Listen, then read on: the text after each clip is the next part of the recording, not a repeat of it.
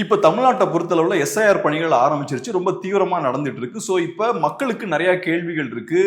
எப்படி நம்ம இதை ஹேண்டில் பண்ணணும், என்ன மாதிரியான டாக்குமெண்ட்ஸ் வேணும், இந்த மாதிரி நிறைய கேள்விகள்லாம் இருக்கு. இது தொடர்பான செய்திகளை உடனுக்குடன் தெரிஞ்சுக்கணும்னா வெயிட் நியூஸ் ஆப்பை டவுன்லோட் பண்ணுங்க. ஆப்புக்கான லிங்கை நாங்க டிஸ்கிரிப்ஷன்ல ஷேர் பண்ணிருக்கோம். தமிழ் தடம் நேயர்களுக்கு வணக்கம். ஊடகவியலாளர் திரு கேப்ரியல் இணைந்திருக்காங்க, வாங்க பேசலாம். வணக்கம். வணக்கம்.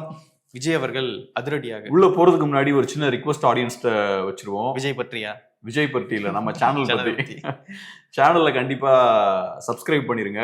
சேனலை பெருசா வளர்த்துருக்கீங்க, கண்டினியூஸா சப்போர்ட் கொடுங்க. இது ஏன் சீக்கிரமா உங்களை ஸ்டாப் பண்ணி சொல்றேன்னா, ஆடியன்ஸ் பொறுத்தளவு சில பேர் கோவப்படுறாங்க.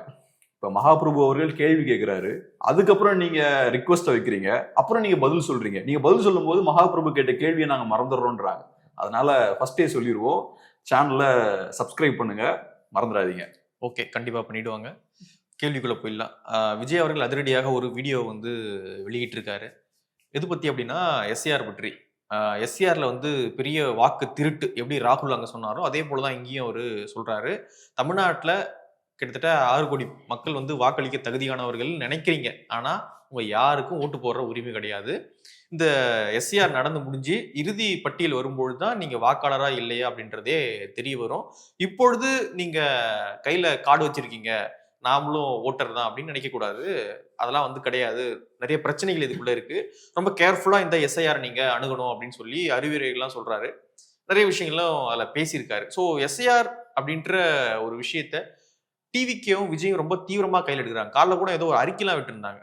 ஸோ எப்படி பாக்குறீங்க இந்த இஷ்யூ அவங்க ஹேண்டில் பண்ற விதம்? இப்ப தாவேகா கட்சியை பொறுத்தளவுல அவங்களோட ஒவ்வொரு செயல்பாடுகளையும் ரொம்ப கேர்ஃபுல்லா நம்ம வாட்ச் பண்ணணும். அப்படி கேர்ஃபுல்லா வாட்ச் பண்ணும்போது தான் அந்த கட்சியோட மோட்டிவ் என்ன இன்டென்ஷனோட ஒரு விஷயத்த செய்யறாங்கன்றத புரிஞ்சுக்க முடியும். நார்மலான ஒரு கட்சினா லீடர் ட்ரிவன் பார்ட்டியா இருக்கும், ஒரு தலைவர் அந்த கட்சியை லீட் பண்ணுவார். ஆனா இந்த கட்சியை பொறுத்தளவுல பொலிட்டிக்கல் ஸ்ட்ராட்டஜிஸ்டுகளால மேனேஜ் பண்ணப்படக்கூடிய ஒரு கட்சி. எப்படி ஒரு ஈவெண்ட்டை மேனேஜ் பண்றாங்கல்ல, அந்த மாதிரி இந்த கட்சியோட செயல்பாடுகளையும் பொலிட்டிக்கல் ஸ்ட்ராட்டஜிஸ்டுகள் மேனேஜ் பண்றாங்க. ஒரு டிஃப்ரெண்டான ஒரு பார்ட்டி. அந்த கட்சியோட தலைவர் பேசும்போதே நீங்க பார்த்தீங்கன்னா பெரிய கிளாரிட்டிலாம் இருக்காது. இன்னைக்குமே நீங்க பார்த்தீங்கன்னா நிறைய விஷயம் பேசுறாரு, ஆனா பெரிய அதுல ஒன்றும் டெப்தெல்லாம் இல்லை. இன்ஃபேக்ட் நிறைய விஷயங்களும் ரொம்ப தவறாகவும் பேசுறாரு. எல்லாருக்குமே வாக்குரிமை பறிக்கப்பட்டுரும் அப்படின்ற துணியில பேசுறாரு. ஸோ இப்ப விஜய் அவர்கள் இதை பேசுறாருன்னா நம்ம நிறைய கேள்விகள் கேட்கணும். எக்ஸாக்டா இப்ப ஏன் பேசுறாரு, இந்த துணியில ஏன் பேசுறாரு, ஏன் இப்ப எஸ்ஐஆர் இஷ்யூவை கையில் எடுக்கிறாரு, இந்த விஷயங்கள் எல்லாத்தையுமே நம்ம கேர்ஃபுல்லா அனலைஸ் பண்ணும். அப்பதான் இவங்க என்ன செய்ய முயற்சி பண்றாங்க அப்படின்ற விஷயத்த நம்ம டீப்பா புரிஞ்சுக்க முடியும். ஸோ இப்ப விஜய் அவர்களை பொறுத்தளவுல எஸ்ஐஆர ரொம்ப டீட்டெயில்டா அவரு பேசியிருக்காரு. ஏறக்குறைய 9 minutes பேசியிருக்காரு. எனக்கு தெரிஞ்ச வரைக்கும் எந்த இஷ்யூவையும் விஜய் அவர்கள் இவ்வளவு டீட்டெயில்டா பேசல. 9 minutes எந்த இஷ்யூவையும் அவரு பேசல. கரூர்ல மோசமான ஒரு துயர சம்பவம் நடக்குது, 41 பேர் இறக்குறாங்க. அதுக்கு முக்கியமான காரணம் தாவேகாவும் கூட. முக்கியமான ஒரு காரணம் தாவேகாவும், அதுல தாவேகாவும் இன்வால்வ்டு. அப்படி இருந்தும் அந்த சம்பவம் நடந்ததுக்கு அப்புறம் சில நாட்களுக்கு அப்புறம் தான் ஒரு வீடியோ ரிலீஸ் பண்றாங்க. அந்த வீடியோல கூட அந்த சம்பவத்தை பத்தி இவ்வளவு டீட்டெயிலா பேசல. அப்படிப்பட்ட விஜய் இன்னைக்கு இந்த சம்பவத்தை பத்தி இவ்வளவு டீட்டெயில்டா பேசுறாரு, இஷ்யூ பேஸ்டா பேசுறாரு. அரசியல் அட்டாக்லாம் இல்ல, ரொம்ப ஷார்ப்பா இஷ்யூ பேஸ்டா அவரு பேசுறாரு. ஸ்டார்டிங்ல இருந்து நம்ம விஜய் மேல வைத்த ஒரு குற்றச்சாட்டு என்னன்னா, விஜய் அவர்கள் இஷ்யூ பேஸ்டா பேச மாட்டேங்கிறார். விஜய் அரசியல் ரீதியா பேசுறாரு, ஸ்டாலின்றாரு, திமுகன்றாரு, பட் இஷ்யூவை டச் பண்ணவே மாட்டேங்கிறாரு. பட் இந்த தடவை பார்த்தா இஷ்யூ பேஸ்டா அவரு பேசுறாரு. ஸோ இங்கதான் நமக்கு ஒரு அப்சர்வேஷன் நம்ம இங்க பாக்குறோம். ஸோ இப்ப விஜய் அவர்கள் பார்த்தோம்னா, திமுகவை எதிர்த்து அரசியல் பண்ணும்போது உதாரணத்துக்கு விவசாயிகள் பிரச்சனையா இருக்கலாம், தூய்மை பணியாளர்கள் பிரச்சனையா இருக்கலாம், வேற நிறைய பிரச்சனைகள் பத்தி பேசுறாரு. கச்சத்தீவு இஷ்யூவை பத்தி அவர் பேசினாரு, வேற இஷ்யூஸும் பேசுறாரு. இதெல்லாம் பேசும்போது பார்த்தோம்னா திமுகவை அட்டாக் பண்ணுவார், நிறைய திமுக அட்டாக் பண்ணுவாரு, ஸ்டாலின்ற நேம நிறைய தடவை யூஸ் பண்ணுவாரு, உதயநிதி ஸ்டாலின் அட்டாக் பண்ணுவாரு, குடும்ப அரசியல் அட்டாக் பண்ணுவாரு, இதெல்லாம் நல்லா பண்ணுவாரு. ஆனா அந்த இஷ்யூவை பத்தி அவர் பேசவே மாட்டார். கச்சத்தீவு இஷ்யூனா என்ன, ஏன் நடந்தது, எப்படி நம்ம ஏமாற்றப்பட்டோம், இதெல்லாம் பத்தி பேச மாட்டார். விவசாயிகள் எப்படி புறக்கணிக்கப்படுறாங்க, எப்படி அக்ரிகல்ச்சர் செக்டார்ல குரோத்தே இல்லை, அந்த டேட்டாவெல்லாம் வச்சு எதுவும் பண்ண மாட்டார். அதுக்கான சொல்யூஷனும் கொடுக்க மாட்டார். வெறுமனே பாத்தீங்கன்னா ஸ்டாலின் டிஎம்கேன்னு அட்டாக் பண்ணுவார். அதுக்கான காரணம் என்னன்னா, நரேட்டிவை டிவிகே வர்சஸ் டிஎம்கேன்னு செட் பண்ணும், அதிமுகவோட ஓட்ஸை உடைக்கணும், ஆன்டி டிஎம்கே ஓட்ஸை இந்த பக்கம் கொண்டு வரணும். அதை செய்யும் போது திமுகவுக்கு டேமேஜ் ஏற்படுத்தக்கூடாது. ஸோ திமுகவுக்கு டேமேஜ் ஏற்படுத்தாம ஒரு நரேட்டிவை பில்ட் பண்றது, அந்த மாதிரியான ஒரு அரசியல். ஸோ இப்படி அரசியல் செய்யக்கூடிய விஜய் இப்ப எஸ்ஐஆர்னு ஒரு இஷ்யூவை கையில் எடுக்கிறார்.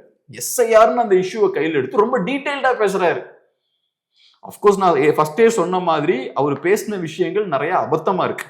பட் இருந்தாலும் விஜயோட ஸ்டாண்டர்ட்ஸுக்கு ரொம்ப டீடைல்டா பேசுறாரு. இந்த மாதிரி நான் ரொம்ப ஷாக் ஆயிட்டேன், நம்ம ஓட்டுரிமை எல்லாம் பறிக்கப்படுறதுக்கான வாய்ப்பு இருக்கு, இந்த சிக்கல்கள் இருக்குன்னு ரொம்ப டீடைல்டா நம்ம யூடியூபர்ஸ் எல்லாம் பேசுவோம்ல. கண்டிப்பா இந்த ஃபார்ம் வாங்குங்க, இந்த ஃபில் பண்ணுங்க, ஆன்லைன்ல இருக்கு, அதெல்லாம் சொல்றாரு. ஒரு எக்ஸ்பிளைனர் வீடியோ மாதிரி அவரு போடுறாரு. பட் இதுல ஒரு விஷயத்தை நீங்க நோட் பண்ணீங்களா? பிஜேபின்ற வார்த்தையை அவர் யூஸ் பண்ணவே இல்லை. எஸ்ஐஆர் பத்தி இவ்வளவு பேசுறாரு. இன்னைக்கு நிறைய மாநிலங்கள்ல, பீகார்ல நடந்திருக்கு, தமிழ்நாட்டுல இப்ப நடந்துட்டு இருக்கு, நிறைய மாநிலங்கள்ல நடக்க போகுது, பெரிய ஒரு நேஷனல் லெவல்ல பெரிய ஒரு இஷ்யூ. பிஜேபின்ற வார்த்தையை அவர் யூஸ் பண்ணவே இல்லை. இது ஒரு கோஇன்சிடென்ஸ்னு பாக்குறீங்களா? ஆக்சுவலா இங்க அவர் யாரை எதிர்த்து பேசுறாரு? பிஜேபி எதிர்த்து பேசுறாரு. எஸ்ஐஆர் எதிர்த்தா அது பிஜேபிக்கு எதிராக தான் போகும். அது கண்டிப்பா பிஜேபி பண்ணுது அப்படின்றதானே இவங்க குற்றச்சாட்டு எதிர்கட்சிகள். சோ இப்ப பிஜேபி பேரையே சொல்லாம பேசுறாரு. திமுகவை அட்டாக் பண்ணும்போது இஷ்யூஸ பேச மாட்டாரு, திமுகன்ற பிராண்ட் அட்டாக் பண்ணுவாரு. ஆனா பிஜேபி எதிர்த்து பேசும்போது இஷ்யூ ரொம்ப நல்லா பேசுறாரு. வேற எந்த இஷ்யூவையும் தலைவர் இந்த அளவுக்கு பேசினது கிடையாது. ஆனா பிஜேபின்ற பேரை மட்டும் அவர் யூஸ் பண்ண மாட்டேங்கிறார். இதுக்கான காரணம் என்ன? நரேட்டிவ் செட் ஆயிடக்கூடாதுன்னு பாக்குறாரு. பிஜேபி வர்சஸ் டிவிகேன்ற நரேட்டிவ் செட் ஆகக்கூடாது. இப்ப அது நல்லது தானே? யாருக்கு? டிவிகேக்கு. ஏன் நல்லது? பிஜேபி எதிர்க்கிறது சிறுபான்மை மக்கள் இந்த பக்கம் வருவாங்கல்ல, வந்தா நல்லது தானே? ஏன் வரக்கூடாது? அதான் வந்தா நல்லது தானே. அப்புறம் ஏன் பண்ண மாட்டேங்கிறாரு? ஏன் பிஜேபி எதிர்ப்பு பேச மாட்டேங்கிறாரு? நீங்க பிஜேபி எதிர்த்து ஒரு இஷ்யூவை கையில் எடுக்கிறீங்க. ஓகே, கையில் எடுக்கலாம் கூட பரவாயில்ல, கையில் எடுத்தாச்சு. தீவிரமா எடுத்து பாசிச பாஜக அப்படி பண்ணுதுன்னு பேச வேண்டியதானே? இல்லனா பாஜக இப்படி இதை பண்ணிட்டு இருக்காங்க, நாங்க பாஜக எதிர்த்து நாங்க நிக்கிறோம்னு சொல்ல வேண்டியதானே? ஏன் பாஜகன்ற வார்த்தை எங்க யூஸ் பண்றது உங்களுக்கு என்ன தயக்கம்? பாஜக வர்சஸ் டிவிகேன்னு நரேட்டிவ் செட் ஆனா உங்களுக்கு என்ன பயம்? ஏன் அதை பண்ண மாட்டேங்கிறீங்க? அந்த அந்த ஒரு கதவை ஏன் திறக்க மாட்டேங்கிறீங்க? திமுக விமர்சிக்கும் போது மட்டும் திமுகன்ற பேரை யூஸ் பண்றீங்க, ஸ்டாலின்ற பேரை யூஸ் பண்றீங்க, மக்களுக்கு ரெஜிஸ்டர் ஆகணும் தானே பண்றீங்க. Vijay versus Stalin, DMK versus டிவிகேன்னு. அதே மாதிரி இங்க பிஜேபி அட்டாக் பண்ணும்போது ஏன் இஷ்யூவை நல்லா டீப்பா பேசுறீங்க? வேற எந்த இஷ்யூவும் இவ்வளவு டீப்பா பேசினது இல்ல. ஆனா பிஜேபின்ற பேரை ஏன் யூஸ் பண்ணவே மாட்டேங்கிறீங்க? TVK versus BJP narrative set ஆனா என்ன தப்பு? ஏன் பயப்படுறீங்க? பிஜேபி வர்சஸ் டிவிக்கு நரேட்டிவ் செட் ஆனா யாருக்கு பாதிப்பு ஏற்படும்? திமுகவுக்கு பாதிப்பு ஏற்படும். ஏன்னா மைனாரிட்டி ஓட்ஸ் உடையும். ஏன் அதையும் நீங்க செய்ய மாட்டேங்கிறீங்க? நீங்க தான் திமுகவுக்கு எதிரான கட்சியாச்சு. சாலிடா பிஜேபி எதிர்த்து அரசியல் பண்ணுங்க. பிஜேபி தான் எதிர்க்கிறேன்னு சொல்லுங்க, மோடி பேரை சொல்லுங்க, இங்க இருக்கக்கூடிய லோக்கல் லீடர்ஸ் பேர்லாம் சொல்லுங்க, சொல்லி டைரக்டா அரசியல் பண்ணுங்க. பண்ணீங்கன்னா மைனாரிட்டி ஓட்ஸ் அட்ராக்ட் பண்ணலாம்.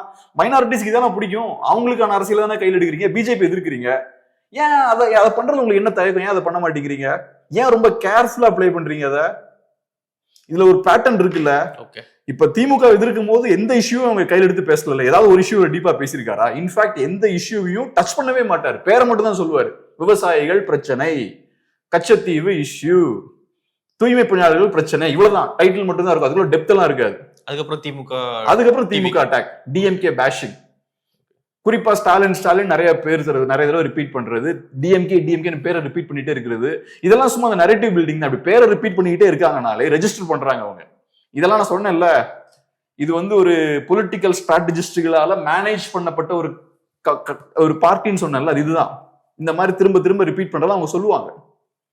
அப்பதான் ஆடியன்ஸுக்கு போகும், ரைட், விஜய் தான் திமுக அட்டாக் பண்றாருன்னு ஆடியன்ஸுக்கு மைண்ட்ல அப்பதான் ரெஜிஸ்டர் ஆகும். கடைசியா பொதுக்கூட்டம் நடந்ததா, அதுல அதே மாதிரிதான் ஸ்டாலின் திரும்ப ஒரு பேரை சொல்லிக்கிட்டே இருக்காரு. பொதுக்குழு இங்கேயும் அதே ஸ்ட்ராட்டஜி யூஸ் பண்ண வேண்டியதானே? பாசிச பாஜக இது. இப்ப நீங்க சொல்றது என்ன? நம்மளோட ஓட்டுரிமையே பறி போகுன்றீங்க.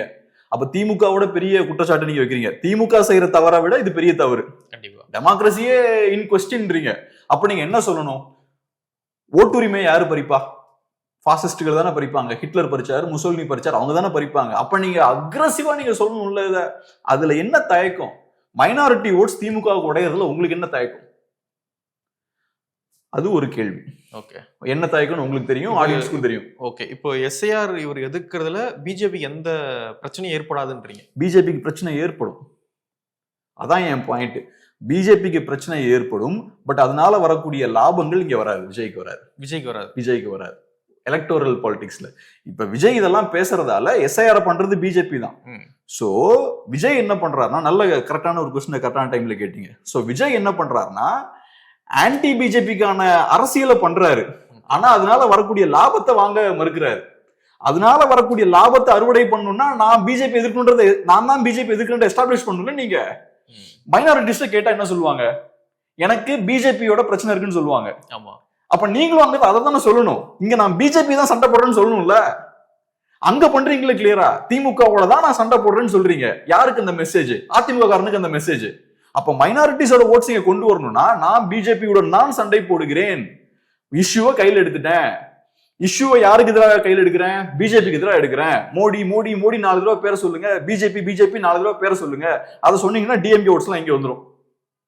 சோ நீங்க ரொம்ப கேர்ஃபுல்லா இந்த இடத்துல என்ன பண்றீங்க, பிஜேபிக்கு டேமேஜ் ஏற்படுத்துறீங்க இங்க. ஓகே.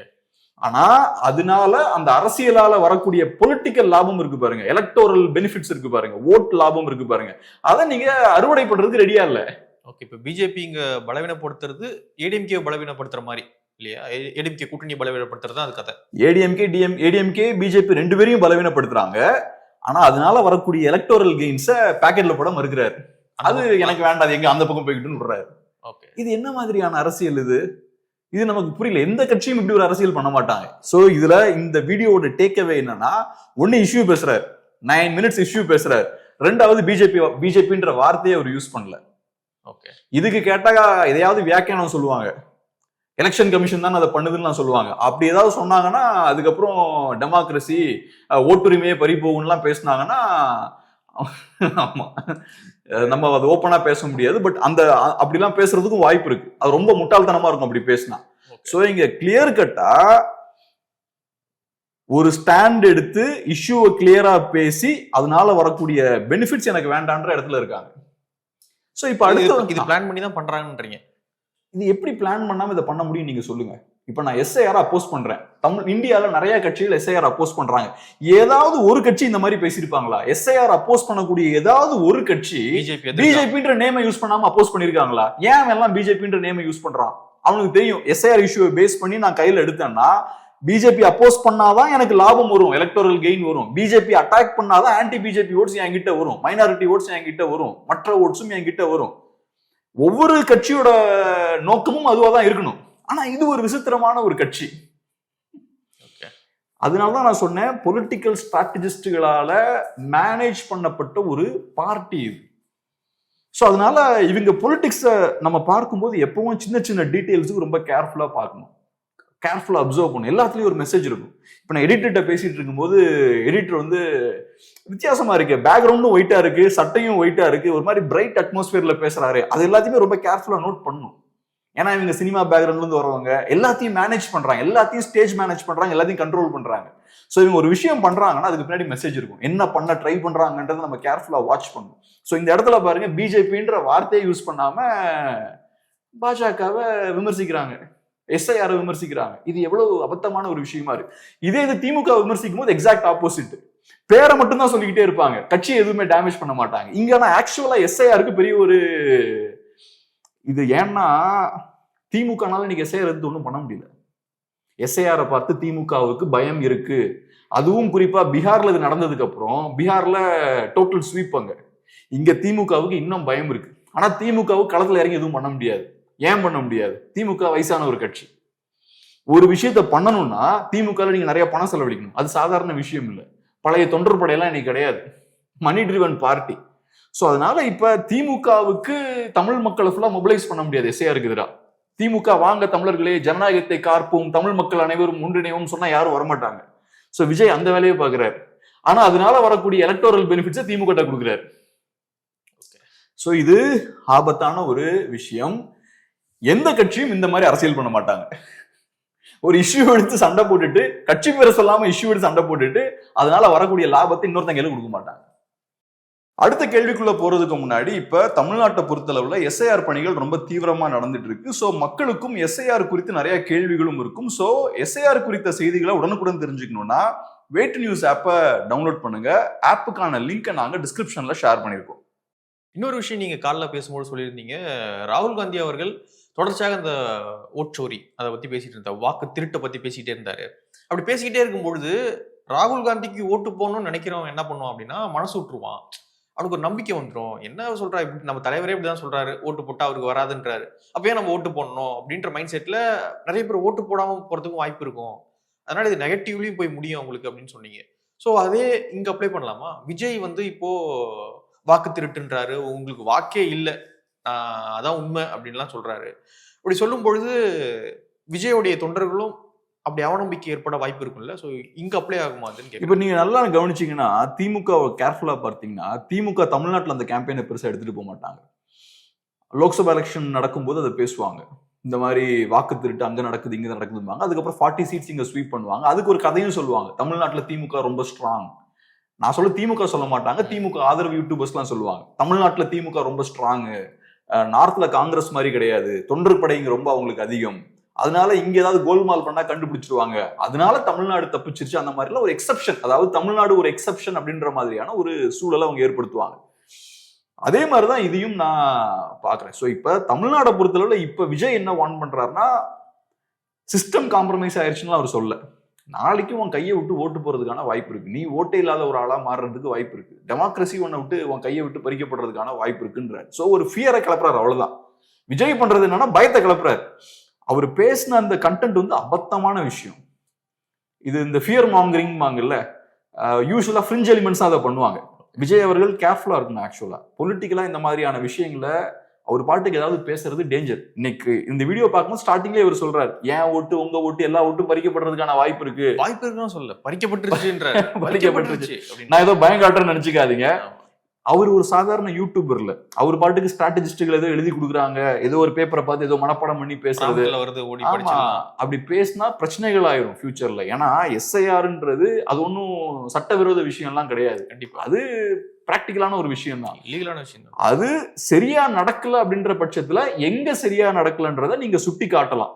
மைனாரிட்டிஸ் அதனால அஃபெக்ட் ஆகுறாங்கன்னா எங்க எக்ஸாக்டா மைனாரிட்டிஸ் அஃபெக்ட் ஆகுறாங்க, விமன் அஃபெக்ட் ஆகுறாங்கன்னா எங்க எக்ஸாக்டா விமன் அஃபெக்ட் ஆகுறாங்க, ஒடுக்கப்பட்ட மக்கள் அஃபெக்ட் ஆகுறாங்கன்னா எங்க எக்ஸாக்டா அஃபெக்ட் ஆகுறாங்க, அதுக்கான எவிடன்ஸ் இதோ அப்படின்னு நீங்க கரெக்டா ப்ரூவ் பண்ணும். அது எதுவும் இல்லாம நீங்க பாட்டுக்கு ரேண்டமா ஒரு யூடியூபர் மாதிரி இப்படி பேசக்கூடாது. திமுக அந்த மாதிரிலாம் பேசலையே. ஸோ நீங்க இந்த மாதிரி பேசுறீங்க, எல்லாம் கையை விட்டு போறதுக்கு வாய்ப்பு இருக்கு, நம்ம எல்லாத்துக்கும் ஓட்ஸ் எல்லாம் நம்ம கையை விட்டு போறதுக்கு வாய்ப்பு இருக்கு நீங்க பேசிட்டு இருக்கீங்க. நீங்க சொன்ன மாதிரி போயிருன்னு சொல்றாரு அவரு, போயிருன்றாரு. ஸோ அதனால இது விஜய்க்கே டேஞ்சர் ஆகிறதுக்கான வாய்ப்பும் இருக்கு. ஸோ இப்போதைக்கு அவங்க இந்த பெரிய ஒரு எலெக்ஷன் சிஸ்டம் நீங்க நம்ப வேண்டாம், மோடி ராகுல் அங்க கொண்டு போறாருல அந்த மாதிரியான கேம்பெயினா கொண்டு போல. இப்ப இந்த வாக்காளர் பட்டியலை திருத்தக்கூடிய வேலை நடந்துட்டு இருக்கு. அந்த டைம்ல ஒரு ஃபியர் ஃபேக்டரை அவர் உள்ள கொண்டு வராரு, மக்களை கொஞ்சம் பயம் கட்டுறாரு. அது இந்த வீடியோட பர்பஸ் அதுதான், ஒரு பயத்தையும் அவங்க கிரியேட் பண்றாங்க. உங்க கையில இருந்து ஓட்ஸ் எல்லாம் போயிருந்தா என்ன ஆகும், நேச்சுரலா மக்கள் பதறதான் செய்வாங்க. அந்த விஷயம் தான் பண்றாரு, அது ரொம்ப தவறு. பட் அந்த தான் அவர் பண்ண ட்ரை பண்றாரு. இதனால நான் எப்படி பாக்குறேன்னா, இதனால மக்கள் ஓட்டு போட வரமாட்டாங்க அந்த ஆங்கிள் நான் பார்க்கல. ஏன்னா பிஜேபிக்கு அவ்வளவு பெரிய ஃபேக்டர் கிடையாது. ஆனா இதனால மேபி என்ன ஆகலாம்னா, மக்கள் வந்து இந்த ப்ராசஸ் இருக்குல்ல இதை ரெசிஸ்ட் பண்ணலாம் ஏதோ ஒரு வகையில, இது நமக்கு சரியில்லை அப்படின்ற மாதிரி ரெசிஸ்ட் பண்ணலாம். ஏன்னா இந்த ப்ராசஸுக்கு எதிராக மக்களை ஒருங்கிணைக்கக்கூடிய கெப்பாசிட்டி திமுக கிடையாது. ஆனா அதை பண்ணுன்ற தேவை திமுகவுக்கு இருக்கு. தொடர்ந்து நிறைய விமர்சிக்கிறாங்க, எதிர்த்து பேசுறாங்க. பட் திமுகனால மக்களை மொபிலைஸ் பண்ண முடியாது. திமுக சொல்லி யாரும் ஒண்ணு சேர மாட்டாங்க. இப்போ ஒரு பீப்புள்ஸ் மூவ்மெண்டா இல்ல திமுக, முன்னாடி மாதிரி இல்லை. ஸோ அந்த வகையில விஜய் மாதிரியான ஒரு ஆள் வரும்போது அந்த ஃபியர் ஃபேக்டரை உள்ள கொண்டு வர முடியும். ஏதோ ஒரு வகையில எஸ்ஐஆருக்கு எதிரான ஒரு ரெசிஸ்டன்ஸை கிரவுண்ட்ல கிரியேட் பண்ண முடியும், ஒரு சின்ன ஒரு ஃப்ரிக்ஷனை கிரியேட் பண்ண முடியும். ஓவராலா இதை வச்சு பார்க்கும்பொழுது திமுகவுக்கு வாக்கு வாங்கி கொடுக்குறாரு விஜய், அப்படிதான் நீங்க சொல்ல வரீங்க.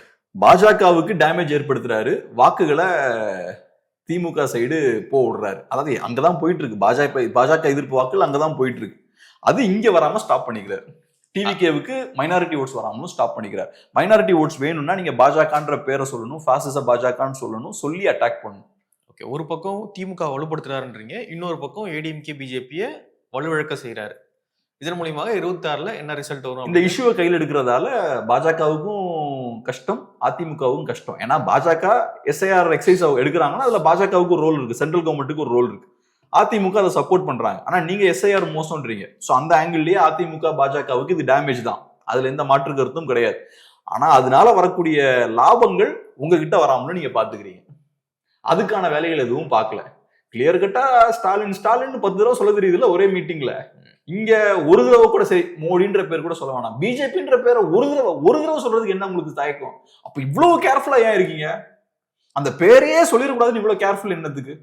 எனக்கு அதுதான் புரிஞ்சுக்க முடியல. குறைந்தபட்சம் சரி கேப்ரியல் மாதிரியான ஆட்கள் பார்த்துட்டு இருப்பாங்க, நம்மள தெரியாது அவங்களுக்கு, ஏன்னா அவங்க எல்லாம் பெரிய ஆட்கள். ஆனா நம்மள மாதிரி நிறைய பேர் பார்த்துட்டு இருப்பாங்க. சோ சந்தேகங்கள் வரக்கூடாது. குறைந்தபட்சம் ஒரு தடவை அந்த பேரை யூஸ் பண்ணுவோமே, பாஜகன்ற பேரை ஒரு தடவை யூஸ் பண்ணிடுவோம். அப்ப அவங்களுக்கு அந்த வாய்ப்பு நம்ம கொடுக்க மாட்டோம். அப்படி கூட பார்க்கல, ரொம்ப ரொம்ப கேர்ஃபுல்லா இருக்காங்க. நம்ம வேலையில் நம்ம கரெக்டா இருக்கணும்னு பாஜகன்ற பேரே யூஸ் பண்ணல. இப்படி யாராவது அரசியல் பண்ணுவாங்களா? ராகுல் பண்ணிருப்பாரா? ஆர்ஜேடி பண்ணிருப்பாங்களா? இவங்க மகாராஷ்டிரால தாக்கரேஸ் பண்ணிருப்பாங்களா? யாரும் இந்த மாதிரியான பொலிட்டிக்ஸ் பண்ண மாட்டாங்க. இது ரொம்ப ஆச்சரியமா இருக்குது. ஓகே, வெயிட் பண்ணி பார்க்கலாம் இந்த வீடியோ என்ன ரியாக்ஷனை ஏற்படுத்துது அப்படின்னு. நிறைய விஷயங்கள் பகிர்ந்துட்டீங்க, நன்றி. நன்றி.